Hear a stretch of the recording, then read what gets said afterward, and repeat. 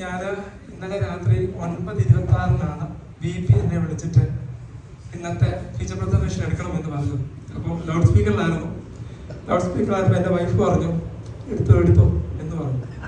ഞാനപ്പം ഓക്കെ എന്ന് പറഞ്ഞിട്ട് ഫോൺ കട്ട് ചെയ്തു.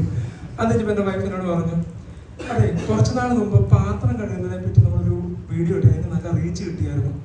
അതുകൊണ്ട് നാളത്തെ ഫീച്ചർ പ്രസന്റേഷന് ഉള്ളി പൊളിക്കുന്നതിനെ പറ്റി ആയിക്കോട്ടെ എന്നായിരുന്നു എൻ്റെ വൈഫിൻ്റെ ടോക്ക്. അതിൻ്റെ കാരണം എന്തെങ്കിലും നിങ്ങൾക്ക് മനസ്സിലായോ?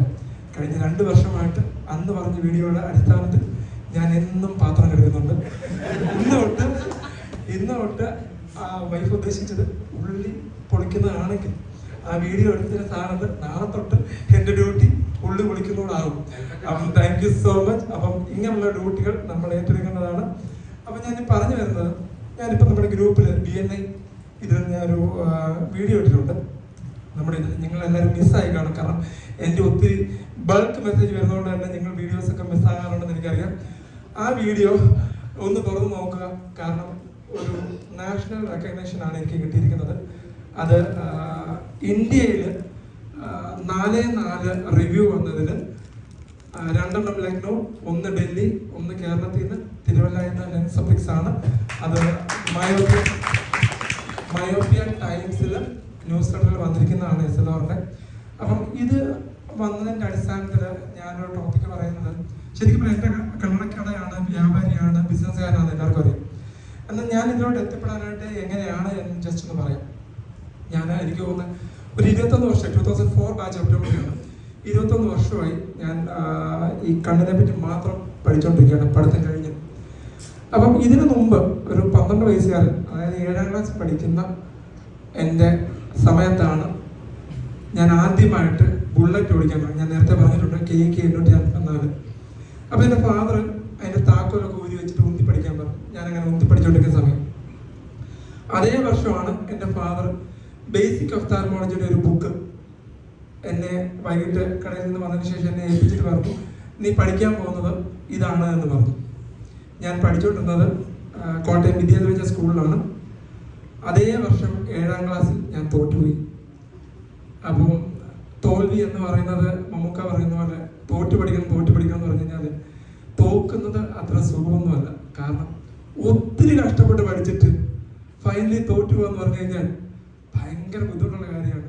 അതും അതേ ക്ലാസ്സിൽ വീണ്ടും 7ാം ക്ലാസ്സിൽ ഞാൻ അതേ ബെഞ്ചിലിരുന്ന് മറ്റ് പുതിയ ഫ്രണ്ട്സുമായിട്ട് പഠിക്കുന്ന ഒരു അവസ്ഥ.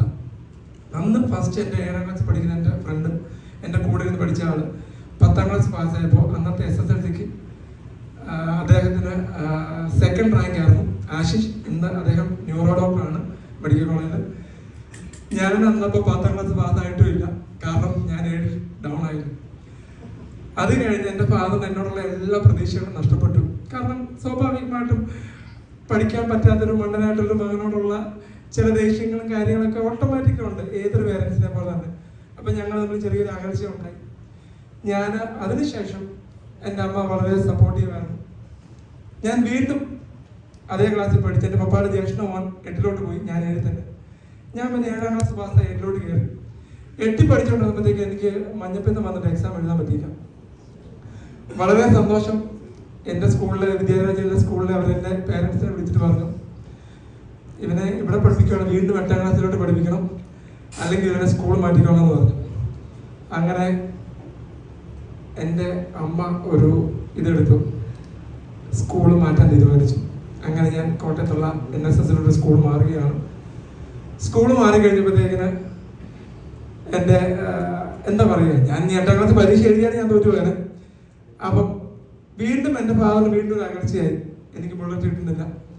അപ്പം അങ്ങനെ ഞാൻ പിന്നീട് 10 പാസ്സാവുന്നു. 10ൽ എൻ്റെ മാർക്ക് 275 മാർക്കാണ്.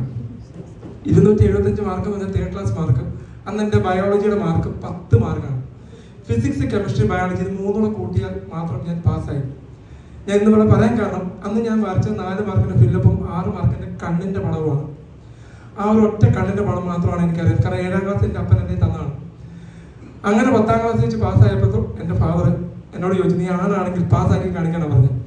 അങ്ങനെ പാസ്സായി കഴിഞ്ഞപ്പോഴത്തേക്കിന് അതിൻ്റെ റിസൾട്ട് കാണിച്ചപ്പോൾ എൻ്റെ ഫാദർ എന്നോട് ചോദിച്ചു, നിനക്ക് എന്താ വേണ്ടതെന്ന് ചോദിച്ചു. അങ്ങനെ എനിക്ക് ഞാൻ ആദ്യമായിട്ട് എൻ്റെ ഫാദറിനോട് ചോദിച്ചു, എനിക്ക് എൻ്റെ KK 854 ബുള്ളറ്റ് എനിക്ക് വേണമെന്ന് പറഞ്ഞു. ഞാൻ ഇന്നിവിടെ പറയാൻ കാരണം, ഞാൻ എൻ്റെ 7ാം ക്ലാസ് തൊട്ട്, അതായത് 27-28 വർഷം എൻ്റെ കഠിനാധ്വാനമാണ് എൻ്റെ ഒരു നാഷണൽ റെക്കഗ്നേഷൻ. കാരണം ആ ഒരു 7 തോറ്റ ഞാൻ ബയോളജി അല്ലെങ്കിൽ 10 മാർക്ക് മേടിച്ച ഞാൻ ഇന്ന് ഒരു ഒപ്റ്റോമെട്രിയുടെ MSc ഒപ്റ്റോമെട്രി പഠിക്കുകയും ഇത്രയും വർഷമായിട്ടൊരു മയോപ്പിയ മാനേജറാണ് എനിക്ക് ചെയ്തുകൊണ്ടിരിക്കുന്നത്. മയോപ്പിയ, ഹൈപ്പർമെട്രോപ്പിയ ഒരു തോൽവി മാത്രമല്ല ജീവിതത്തിൽ. ഈ തോൽക്കുന്ന എല്ലാം ജീവിതത്തിലെ ഓരോ അനുഭവങ്ങളാണ്, എൻ്റെ ജീവിതത്തിലെ ഓരോ കഥകളാണ്. ഇന്നിവിടെ എത്തിപ്പെടാനായിട്ട് കഴിഞ്ഞ 28 വർഷം ഒരു 7ാം ക്ലാസ് പഠിക്കുന്ന ഒരു പയ്യൻ്റെ അതേ ക്ലാസ്സിൽ നിന്ന് തോറ്റ് പഠിക്കുന്ന ഒരു മാനസികാവസ്ഥ ഒത്തിരി ഉണ്ട്. അതുകൊണ്ട് എനിക്കിന്ന് പറയാനുള്ളത്, എന്നെ പഠിപ്പിച്ച എൻ്റെ എല്ലാ ടീച്ചേഴ്സും എൻ്റെ ഫ്രണ്ട്സും എൻ്റെ നാട്ടിലുള്ള എൻ്റെ ഫ്രണ്ട്സൊക്കെ എന്നെ പഠിക്കാൻ ഓടിച്ചു വിടുമായിരുന്നു. അപ്പോൾ അതൊക്കെ ശരിക്കും പറഞ്ഞാൽ എൻ്റെ കഷ്ടപ്പാടിൻ്റെ അനുഭവങ്ങളാണ്. അപ്പം ഇന്ന് തോറ്റു പോകുന്ന എന്തെങ്കിലും കുട്ടികൾ അവർ പല രീതിയിൽ ആത്മഹത്യകളെ പല പ്രശ്നങ്ങളോട് പോവുകയാണ്. ആരും ഒന്നും പോകരുത്, കാരണം ഇതിനൊരു ഭാഗം മുന്നോട്ടുണ്ട്. അത് നമ്മുടെ ജീവിതത്തിൽ വലിയൊരു അനുഭവമായിരിക്കും. അപ്പം ഇത് എൻ്റെ ബിസിനസ്സിന് വേണ്ടി പറയാനുള്ള ഒരു 8 മിനിറ്റ് കിട്ടിയവർക്ക് ഞാൻ ജസ്റ്റ് എൻ്റെ ഒരു അനുഭവം പറഞ്ഞത് മറ്റൊന്നുമല്ല. ഒത്തിരി കുട്ടികൾ തോറ്റു പോകുന്നു, തോറ്റതിന് ശേഷം അവർ ആത്മഹത്യയിലോട്ട് പോകുന്നു. അവർ പേടിയാണ് ഇന്നത്തെ ജനറേഷൻ. അങ്ങനെ പേടിക്കരുത്. നിങ്ങൾക്ക് ഒരാളെങ്കിലും മുന്നോട്ടൊരു വളർച്ച അല്ലെങ്കിൽ ഒരു ധൈര്യപ്പെടാൻ വേണ്ടി ഈ ഒരു മെസ്സേജ് കിട്ടുമെന്നുണ്ടെങ്കിൽ ഒരു ബെനിഫിറ്റ് ആയിക്കോട്ടെ. Thank you so much.